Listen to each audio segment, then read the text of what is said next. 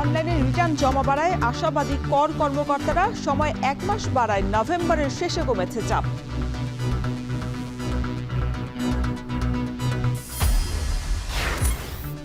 ঢাকায় পাবলিক টয়লেটের সংকটে ঝুঁকিতে জনস্বাস্থ্য, টাকা দিয়ে টয়লেট পরিচালনার মডেলেও পরিবর্তন আনার দাবি।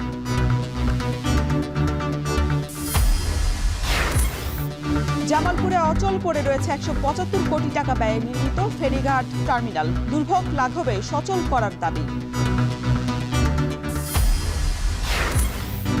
এবং ইতালিতে আগামী বছর 30 এপ্রিল পর্যন্ত দূতাবাসে আবেদন করে পাসপোর্ট সংশোধনের সুযোগ সুবিধা পাচ্ছে 10,000-এর বেশি মানুষ।